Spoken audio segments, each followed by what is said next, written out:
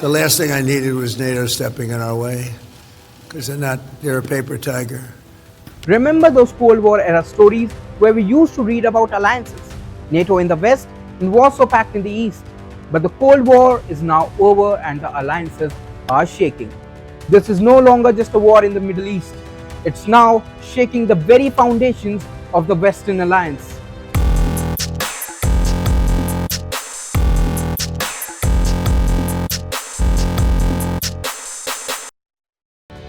As the Iran conflict intensifies, US President Donald Trump has turned his fire not just on Tehran, but on America's closest allies.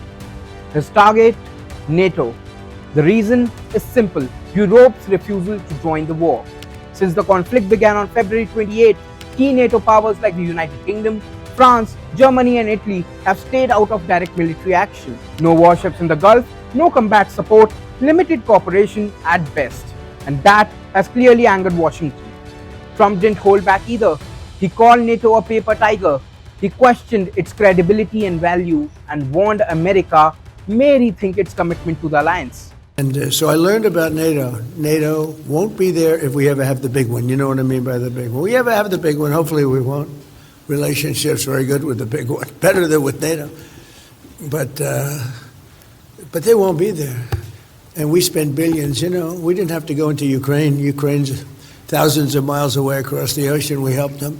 Even US State Secretary Rubio echoed that frustration, suggesting US may need to re-examine NATO itself.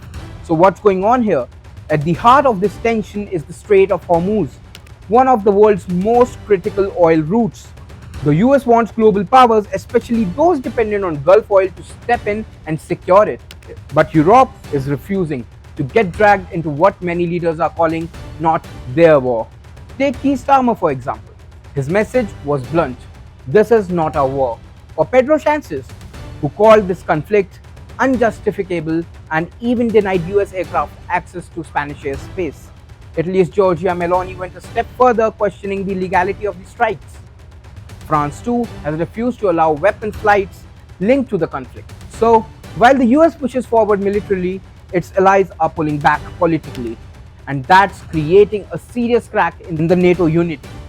Now, here's the big question: can Trump actually pull the US out of NATO? Short answer is no, not alone. A 2023 US law requires approval from the Congress or the Senate to withdraw from the alliance. So legally, Trump can't just walk away, but he can surely weaken it. He can withdraw troops, limit military cooperation, and most importantly, cast doubt on NATO's core promise. That promise is Article 5, the idea that an attack on one member is an attack on all. It's the backbone of NATO. But if the US, its strongest member, signals hesitation, that deterrence starts to crumble. Experts warn the consequences could be massive. Europe could be left exposed, adversaries like Russia could be emboldened, and the global balance of power could shift. But there's another side to this.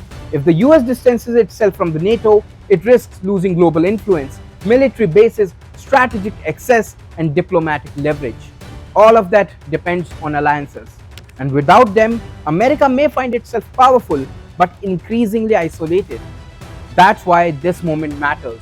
Because this isn't just about Iran, it's about the future of NATO, the strength of alliances, and whether the West can stay united in a rapidly changing world.